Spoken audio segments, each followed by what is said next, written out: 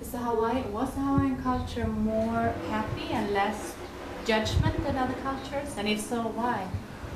The Hawaiian culture was a human culture, which means there were happy people and unhappy people. Okay? Let's not forget that. It's very tempting, and I just recently read a book where somebody was saying something like this, but it's very tempting to look back at more traditional peoples with non-technological lifestyles, okay, and assume that because of that they were happy and they were peaceful and everything was just wonderful until the bad old Europeans and Americans came. Okay? In a way, I hate to shatter that, and in another way, I think it's important that we do. Right? The Hawaiian Islands, for instance, before the Europeans arrived, were at war. All of them. Very deadly war. Okay? And yet at the same time, what is unique here is that they had a cultural ideal, which is pretty unique. The cultural ideal was one of love and harmony. War was something that was laid on top of it as a game for the chiefs. Right?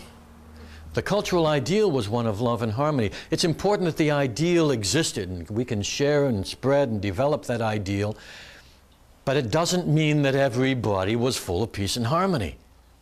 It existed as an ideal, and there existed ways and means to help bring things back into harmony when they got out, and getting out of harmony was natural. And so it was natural to have ways and means to bring it back in. Just as natural as it would be to say that, you know, people get ill, people have injuries, and so there are people who develop within every culture to take care of such people. I don't know of any human culture that has ever existed, to my knowledge, that anyone has ever found that in which no one ever got sick or no one ever got injured. Those things happen for multitudes of reasons. People also get happy and unhappy for multitudes of different reasons. But within a lot of cultures, and including in this one, there were people whose role it was to bring things back into harmony.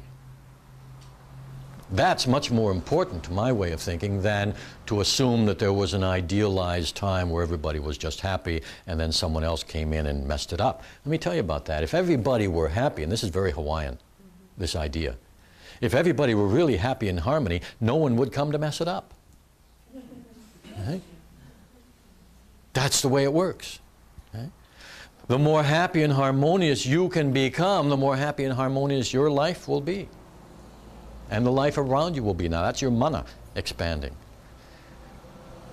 This is why the more people that we can teach how to achieve peace when they need it, not to be 100% peaceful, okay? I don't know whether that's possible or not, but being able to come back from being unpeaceful and get peaceful again, that's very possible. The more people we can teach how to do that, the more peaceful world we're going to have. Okay?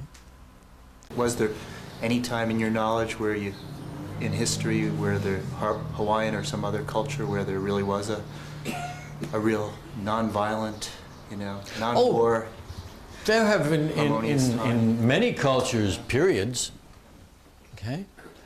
And again, it all depends on to the degree that everyone in that culture not only shares the cultural ideals, but has learned the techniques. So as long as people haven't given up their own authority, so that they know how not only what to do for themselves, but how to join together when it becomes more than what they can do for themselves. During those times in human history, there will be longer stretches of peacefulness. But you see, the nature of growth is change. And I don't just mean growth in terms of numbers, but in consciousness and in awareness. The nature of growth is change. If you don't have any change whatsoever, that's called dead. Okay? And so every time you're changing it, you're changing patterns and changing cultures and changing ideas. You're coming up with new ways to look at things, new things to deal with, new ways to deal with them. And sometimes this produces a lot of stress, and during that stress period, until you figure it out, people may tend to get fearful and have disharmony for a while and until they get back together. The stronger the ideals of the people, and the more well they are trained in their own culture to do things that to help reinforce those ideals, the more flexible a culture you're going to have, and the more generally nonviolent it's going to be. Well, when we talk about nonviolence, we also need to have a clear idea of that, and the ideas of that range from all the way from doing terrible harm to other human beings to having an angry thought. Well, hey, if you start suppressing all angry thoughts, you're going to create an extremely violent society, or one that's going to do a lot of damage to its environment. And so it's a kind of a constantly shifting, finding the right mix. And so any society is going to be like a series of waves. Any individual life is going to be like a series of waves. As we change and become more active and more passive, and more active and more passive, it all depends upon our ideas about what we're doing as to how that externalizes, okay? And how we react to that. The judgment part of my question, if people here were less judgmental towards other or different people, or... Oh yeah, well that's the aloha ideal. Yeah. That's right. And it's important that we have it as an ideal and teach people ways of becoming more non-judgmental. But the purpose of an ideal like that is to give a standard that you can rally around and seek to meet. And sometimes it'll happen, okay?